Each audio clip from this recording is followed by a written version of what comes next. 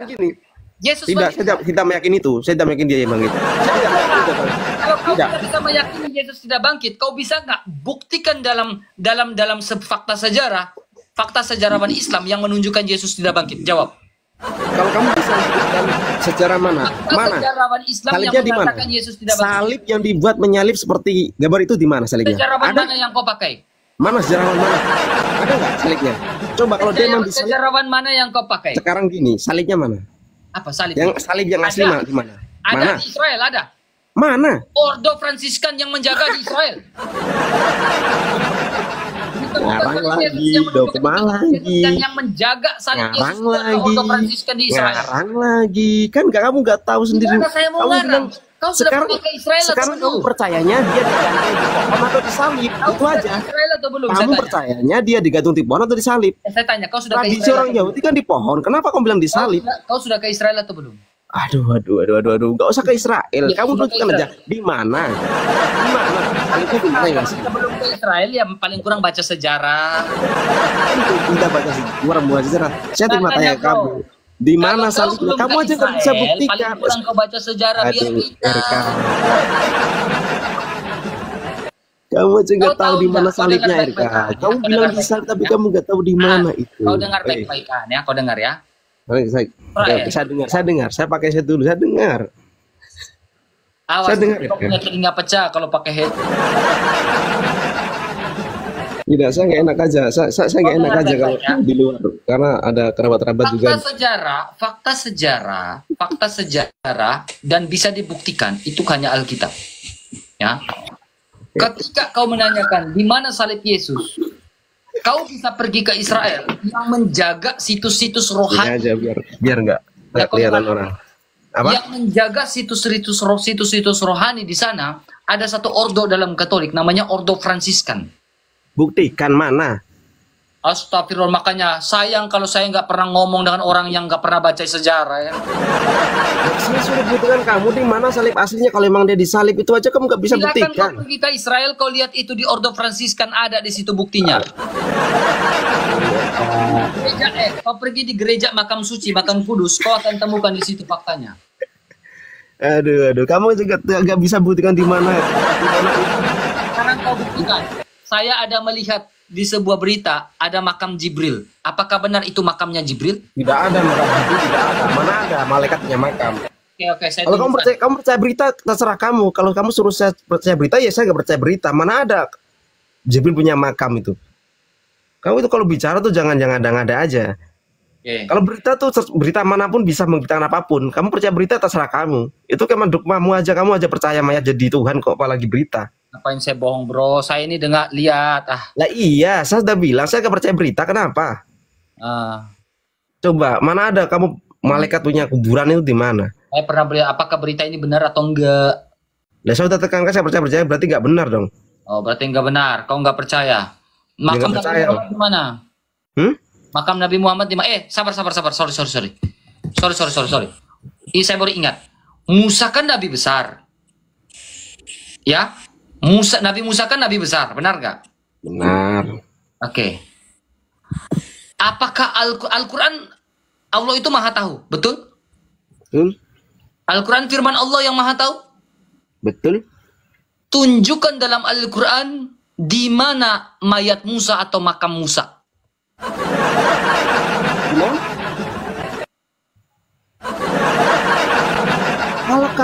Kalau kamu sendiri aja nggak ngerti di mana makam. Tunjukkan di dalam Al-Quran. Kalau di dalam Al-Qurannya tidak ada. Tidak ada. Allah maha tahu. Dari mana? Kalau kamu bilang begitu, kenapa kamu nggak? Alkitab ada jawaban. Mana? Oh, nggak mau saya tunjukkan dulu dong. Di mana mayat Musa? Mana ada? Di mana mayat Musa menurut Al-Quran? Kalau di Al-Quran tidak ada data tersebut, kenapa? Kan di sini jelas. Maka Musa itu jelas sejarahnya. Sudah paling tepatlah Allah ini beriman kepada Alkitab, kepada Yesus ya. Na'udzubillah menjalik. Menuharkan mayat itu na'udzubillah menjalik ya Allah. Alkitab ini guys, sudah paling tepatlah saya ini beriman kepada Alkitab. Kalau Al-Quran itu firman, kalau Al-Quran itu firman Allah, tentunya Al-Quran tahu di mana mayat Musa. Na'udzubillah menjalik. Saya tolak dalam nama Yesus. Asyhadu an la ilaha illallah Saya wa asyhadu tolak di anna dalam Muhammad nama Yesus. Rasulullah. Asyhadu anna Muhammad Rasulullah. Saya tolak dalam nama Yesus. Asyhadu an la ilaha illallah wa asyhadu anna Muhammad Rasulullah. Dalam nama Yesus. Asyhadu an la ilaha illallah wa asyhadu anna Muhammad Rasulullah. Asyhadu an la ilaha illallah wa asyhadu anna Muhammad Rasulullah. Udah nggak bisa diskusian. Kamu juga gak bisa diskusi. Ya, di mana datanya mayatnya Musa? Apanya? Kalau nggak tahu ya udah. Apakah kalau di Al-Quran tidak ada data mayat Musa, terus kamu bilang di Al-Quran itu tidak benar gitu? Ya, saya nggak bilang nggak benar. Saya bilang Alkitab nggak tahu. Berarti Alkitab lebih tahu dong. Alkitab lebih tahu dong di mana mayat Musa. Masa sekelas Al-Quran yang bilang dari kitab penyempurna nggak tahu di mana mayatnya Musa? Al-Quran itu tuntunan untuk memperbaiki akhlak manusia, bukan untuk sejarah. Musa Apa? nabinya Allah nggak? Apa? Nabinya Allah dijelaskan di situ, nabinya kalau Allah. Musa itu nabinya Tapi Allah, kalau tidak ada menerangkan di mana makamnya itu nabinya. tidak penting. Terus pentingnya di mana makam Nabi Musa? Kalau Musa tahu, kalau Musa adalah nabinya Allah, Yang penting tentu untuk Allah pengajarannya, tahu di mana mayat bukan nabinya. makamnya di mana. Tidak. Allah tahu di mana mayat nabinya. Saya bersyukur Karena Nabi Musa dengan adalah Islam. nabinya Allah. Betul. Sekarang gini, masa Kalau memang Musa tidak nabinya Allah, kenapa tidak mungkin tidak dijelaskan di dalam Masa Al-Quran? Alkitab yang Buktinya di kalian Al-Quran dijelaskan katakan- Nabi Musa. Masa Alkitab yang kalian katakan kitab yang tidak lengkap, kitab yang harus disempurnakan, harus Memang. nama mayatnya Nabi Musa ada dalam Kalau Alkitab. memang sempurna, kenapa revisi? Revisi, ya karena untuk apa? Untuk kau orang mengerti. Oh, revisi untuk mengerti bagaimana? Itu hanya untuk dogmamu aja. Revisi apa? Al-Quran kamu mengerti. Nah, coba dengar dulu. Tidak ada. Dari dulu teks aslinya di situ. Tidak usah kau putar-putar. Saya tahu tujuanmu kemana. Tidak usah diputar di mana-mana. Kita bicara konteks aja di sini. Aduh, kalau saya bisa juga bisa. Sekarang saya putar. Kalau kamu bisa mengerti kan tidak? Kayaknya kamu udah nggak bisa berdiskusi. Bagaimana tidak bisa? Belajar sama Nandar ya. Oke ya Kak. Asyhadu alla ilaha illallah wa asyhadu anna Muhammadar Rasulullah. Ya, Tuhan Yesus memberkati Aan ya. Nanti saya buka tentang itu, kau bingung lagi nanti. Kamu udah nggak bisa diskusi Aan ya. Jadi terima kasih. Renungkan itu yang di bawah, renungkan. 2,2 orang renungkan yang kami diskusikan ya. Gini, simple. Kalau Nabi Musa adalah nabinya Allah, tentunya Allah tahu di mana mayatnya Musa. Ya kan? Allah tentu tahu dong. Makasih. Allah tentu tahu dong mayatnya Musa di mana. Masakah harus Alkitab yang tahu di mana mayatnya Musa? Musa nabi besar loh. Ada orang Kristen yang tahu jawabannya? Orang Kristen tahu nggak di mana mayatnya Musa? Ada orang Kristen tahu di mana mayatnya Musa menurut Alkitab? Ada yang tahu? Ada orang Kristen tahu? Harusnya orang Kristen tahu. Nanti kita tunggu sampai akhir, Bang RK akan tunjukkan ayat di mana mayat Musa. Ini satu ayat saja teman-teman. Kalian bisa hardik ya, polemik yang menyerang kekristenan. Pertanyaannya simpel kayak gitu. Jika Nabi Musa adalah nabinya Allah, tentunya dalam kitabnya Allah, firman Allah tahu di mana mayatnya Musa. Karena Musa adalah nabi besar, nabinya Allah. Ya kan? Masa nabi-nabi lain bisa dibuktikan di mana mayatnya, di mana makamnya? Nabi Musa di mana? Halo brother, aku menunggu lama sekali untuk kau naikkan brotherku. Kita buka kamera, brother. Islam Kristen. Siap brother, siap brother, siap. Islam Kristen. Oke, kita buka kameranya ya. Ya, Islam Kristen, brother. Islam dari Medan juga sih, dari Medan. Silakan, brother. Apa yang mau ditanggapin? Silakan. Saya mau menanggapi, tapi nanti saya kasih pertanyaan. Saya tanggapi dulu ya, soal Musa tadi. Musa itu Musa itu tidak disebutkan makamnya di dalam Al-Quran, memang betul tidak disebutkan. Namun kenapa Nabi Musa itu disebut Nabi? Jelas di dalam Al-Quran disebutkan 136 kali di dalam Al-Quran. Itu artinya dia itu salah satu Nabi Allah. Satu. Kalau menurut Islam, di dalam Al-Quran memang tidak dijelaskan tempatnya atau disebutkan atau difirmankan Allah gitu kan. Cuman menurut Islam makam Nabi Musa itu ada di salah satu masjid di Palestina di Yerusalem. Nah, untuk menanggapi itu pertanyaan saya abangku. Dulu, boleh saya tanya? Bertanya dulu, buktikan dulu fakta di Palestina makamnya Musa. Begitu banyak situs-situsnya ya, kalau menurut Alkitab kamu ya itu kan keyakinan. Sejarawan mana yang mengatakan makamnya Musa itu di Palestina? Tunjukkan satu sejarawan yang mengatakan. Jangan. Sekarang begini, banyak orang berziarah ke makamnya Musa. Banyak. Bukti data. Proof dengan data. Pak, punya laptop bro? Punya laptop? Kamu yang ngomong berarti kamu yang buka data. Saya cuma pakai satu handphone, saya nggak mungkin buka gitu kan. Masa level 34 nggak ada laptop sih? Biasalah, kita aja dagang-dagang aja begini. Dagang-dagang aja ini, ha. Nggak punya duit buat beli, nggak punya duit. Buat top up bisa? Bisa kalau top up, kalau buat beli laptop nggak bisa, Le. Saya butuh data, saudara. Jadi begini, kalau kita ketika bernarasi, saudara ya, di live-nya saya ini, ketika kita bernarasi, maka kita memiliki data. Tapi kalau kita bernarasi tidak memiliki data, berarti namanya hoax dan omong kosong. Saya sekarang begini. Data valid, sekarang begini. Fakta yang mengatakan Musa itu kuburnya di Palestina. Apakah data itu bisa dikorelasi? Apakah data yang abang katakan itu, fakta data yang abang katakan di Palestina itu, bisa di cross check dengan sejarahnya orang yang nangkap? Nangkap. Saya ngerti maksud kamu itu. Fakta data berdasarkan yang di Palestina itu kita cross check dengan datanya orang Yahudi. Benarkah demikian? Jadi begini. Oke, boleh saya menjawab? Jawab sesuai dengan yang saya tanyakan ya, jangan kemana-mana ya. Jadi begini, Anda itu memaksakan jawaban saya agar sinkron dengan Alkitab ataupun sejarawan Yahudi. Sementara Al-Quran untuk sama dengan Alkitab, saya tidak mau. Ya sudah, kalau kamu tidak mau, kenapa kamu tidak terima bahwasanya di dalam Al-Quran memang tidak ada disebutkan makam Musa itu di mana. Cuman menurut keyakinan orang-orang Islam, bahkan banyak orang di sana itu ziarah, itu kan menurut keyakinan Islam. Jadi jangan tarik lagi ke bagian mana? Gimana? Palestina bagian mana orang ziarah? Perasaan bro, gini bro. Yerusalem. Gimana bro? Gimana? Coba. Orang ziarah rohani pergi ke Israel.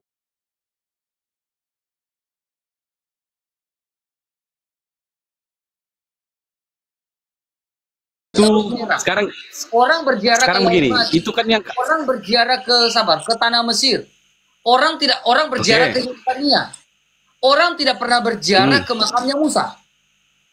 Karena memang secara bukti, artefak dan sejarah tidak pernah ditemukan.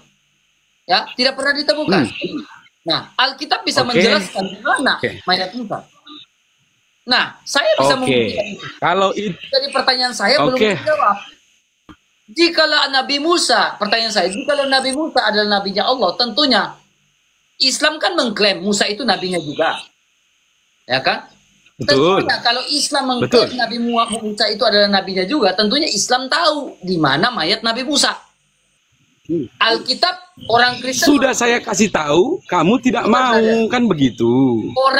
Orang Kristen mengklaim Musa itu nabinya. Tentunya orang Kristen pun tahu di mana mayat Nabi Musa. Nangkap gak? Betul. Kalau Islam bisa mengklaim nama mayat Nabi Musa, bisa nggak dibuktikan di Indonesia? Mau bilang di Palestina, di mana?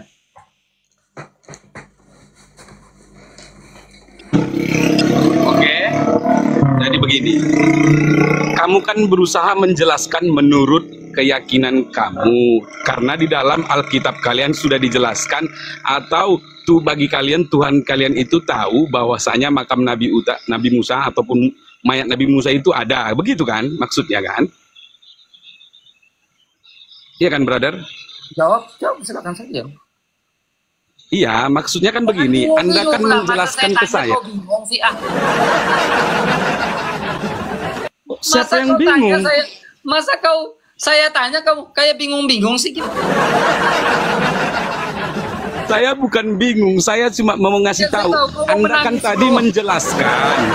Anda kan menjelaskan ke saya bahwasanya Anda menjelaskan ke saya di dalam Alkitab kalian Tuhan tahu di mana makam Nabi Musa. Oke, nggak masalah. Bisa dong, kami bisa buktikan. Nah, di mana Iya, makam? tidak masalah, tidak masalah. Itu kan keyakinan kalian. Terus apa masalahnya? Alkitab ini kan sempurna dari Allah, sempurna. Diturunkan untuk sempurna, dibawa oleh Nabi Muhammad ini. Itu kan lengkap sempurna. Oke. Kan sempurna. Jadi, saya bisa jawab. Saya jawab itu. Saya mau tanya sama kamu, oke? Pertanyaan saya itu simple, ya. Yohanes 12:28. Kenapa? Jika Yohanes 28. Jadi begini, abang di keyakinan. Yohanes berapa? 12:28, coba 12:28. Coba dibuka dulu. Ya, sambil saya jelaskan.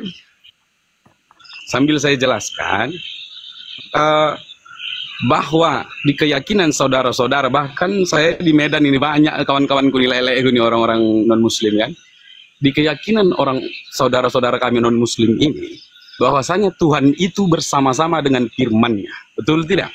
Ya, Tuhan bersama-sama dengan firman-Nya, karena firman pada mulanya adalah firman itu bersama-sama dengan Allah, firman itu adalah Allah. Betul. Jadi jika di Yohanes 12:28, nah, sudah paham, sudah tahu? Di Yohanes 12:28, pertanyaannya ini, di dalam firman-Nya itu dituliskan, Yesus berdoa, Tuhan, bicara Yesus berdoa. Yohanes 12:28. Jadi itu kira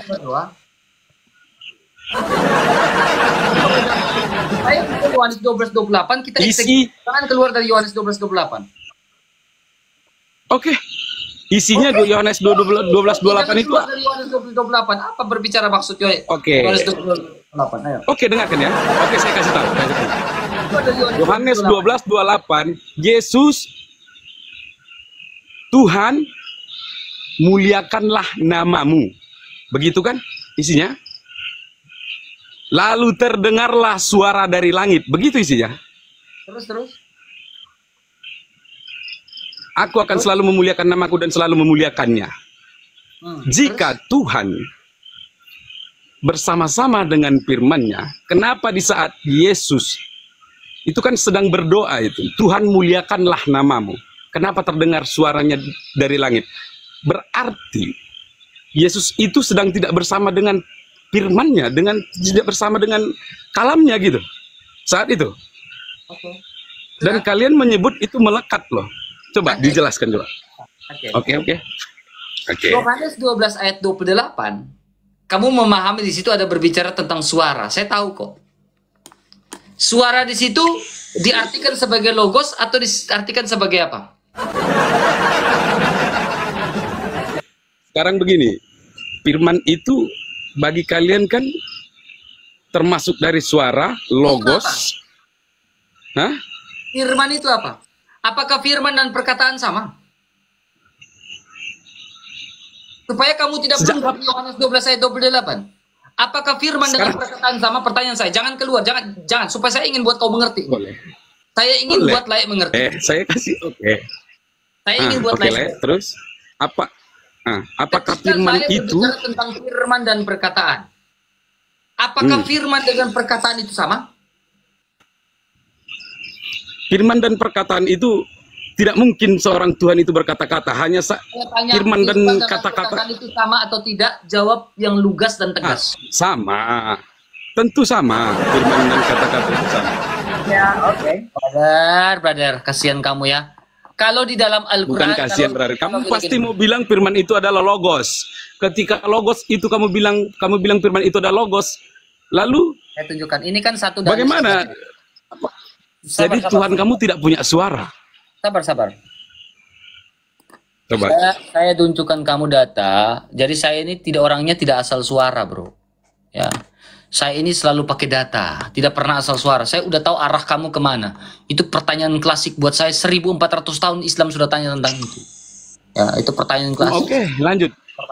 Iya, tak pernah selesai itu. Nanti ujung-ujungnya ke kalimatullah aja nih nanti. Kalau mau pernah selesai karena memang kalian tidak memahami apa itu firman, apa itu logos, apa itu perkataan. Kalian nggak paham. Makanya nggak selesai. Ya, kalau menurut Islam firman dengan perkataan itu sama, ya silakan, itu gramatikalnya kalian. Saya tunjukkan datanya ya biar laiku ini memahami ya. Yohanes 12 ayat 28 berhubungan sampai dengan Yohanes 12 ayat 48. Ya. Dia penegasan. Ya.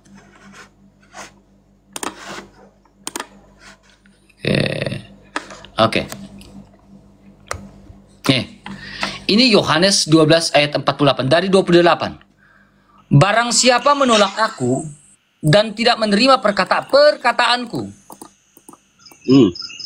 ya sudah ada hakimnya, yaitu firman. Pertanyaan saya yang tadi, perkataan dengan firman ini bro bilang sama? Ya kan? coba baca lagi. Saya tanya, Menolak. bro bilang sama enggak? Sama. Itu yang saya bilang kalian. Saya bilang orang Islam keliru dalam menafsirkan Alkitab. Kenapa saya bilang keliru? Mari kita baca sama-sama. Ya, saya bilang kalian keliru. Nah, nih. Wajahmu kayak habis, bukan, begadang, berusaha saya, Bang. Terus? Saya orangnya santai, saya ini udah siapkan data kok. Nih. Nggak apa-apa. Santai aja. Lihat ini. Lanjut. Ateton emekai me lambanon ta remata. Saya tanya kamu dulu. Remata ini artinya apa? Coba, saya nggak ngelihat loh, Bang. Terlalu jauh. Oke, maaf. Remata ini artinya apa? Itu bahasa apa itu? Bahasa Yunani itu? Romawi? Artinya apa? Kan abang kan bilang firman dengan perkataan sama. Saya tanya, remata ini apa? Betul. Saya tidak mengerti bahasa Sanskerta abang, ya kan? Nah, berarti pernyataan abang itu fatal karena ketidaktahuan dan ketidakmengertian. Bukan Ya, abang sudah menunjukkan kepada 2000 orang pernyataan abang itu salah karena ketidaktahuan kalian. Kalau Islam mengatakan firman dengan perkataan itu sama, itu hak kalian. Tetapi kalau berbicara dalam Alkitab, firman dengan logos itu, perkataan dengan logos itu berbeda. Perhatikan baik-baik. Remata mau eksei ton ya krinonta auton ho logos. Logos dengan remata ini berbeda. Remata ini perkataan. Logos ini akal budinya Allah. Artinya firman itu adalah? Firman itu adalah Allah. Logos itu akal budinya Allah. Nyambung kok. NRK, Tadi kau bilang remata itu kata-kata. Logos itu berbeda. Tidak bisa kau samakan. Jadi kalau kau samakan, logos itu kau blunder. Makanya saya katakan, ketika polemik Islam ingin mempertanyakan tentang firman dan perkataan tanpa mengerti dari bahasa aslinya, kalian jadi blunder. Kamu saja blunder, gak memahami. Bukan blunder, kalian yang tidak nyambung. Renata itu kamu bilang kata-kata.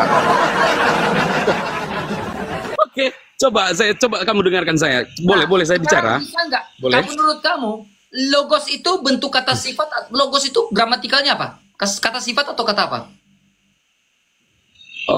Penegasan kalau menurut saya sih. Biasanya orang itu Pintar-pintar, Le. Saya tanya itu bentuk logos apa? Gramatikalnya bentuk apa? penegasan kalau menurut saya. Jangan ku bilang kau loak.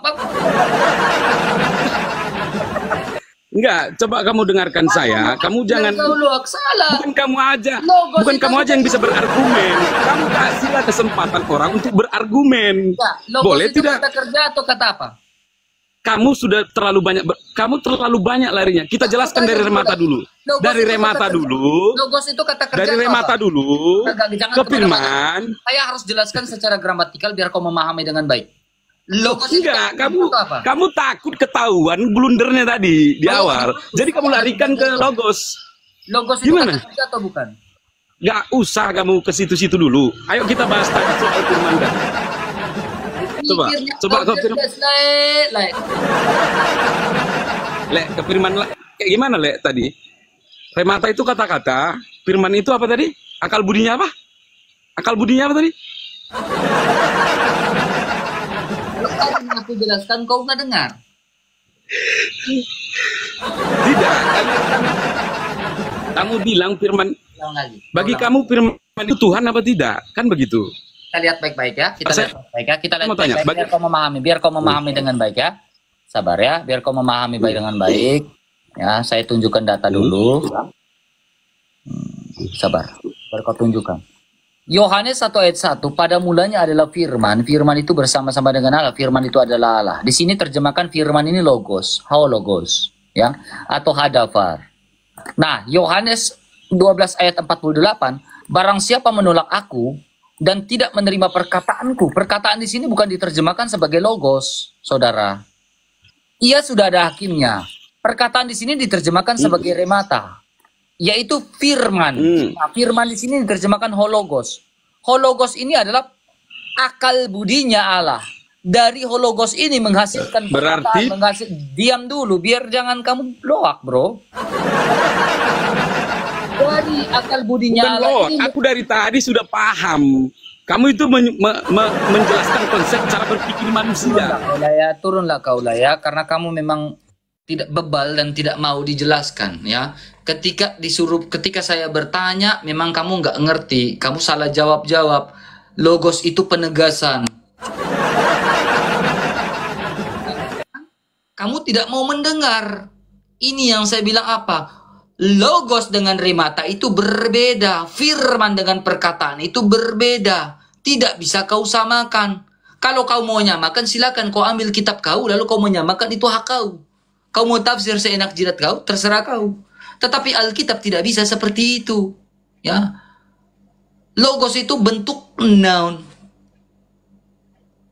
Kata benda. Logos itu akal budinya Allah. Ya. Logos itu berbicara tentang apa? Akal budinya Allah. Allah itu berfirman, berkata-kata. Logos itu menghasilkan remata itu. Nah, dari perkataan-perkataan Allah remata itu menghasilkan yang namanya Alkitab namanya grape. Tulisan itu grape. Jadi jangan pernah kau menyamakan.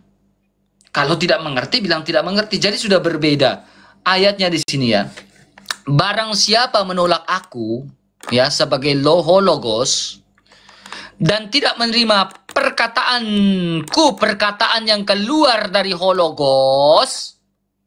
Saya ulangi lagi. Yang tidak menerima perkataan yang keluar dari hologos, ia sudah ada hakimnya. Ya, yaitu firman hologos, logos yang telah kukatakan. Itulah yang menjadi hakimnya pada akhir zaman. Kalau kau tidak mendengar perkataan Yesus sebagai hologos, kau akan dihakimi pada akhir zaman. Itu. Jadi logos dengan remata itu berbeda. Kalau kau mau nyamakan, silakan, itu iman kau, haknya kau.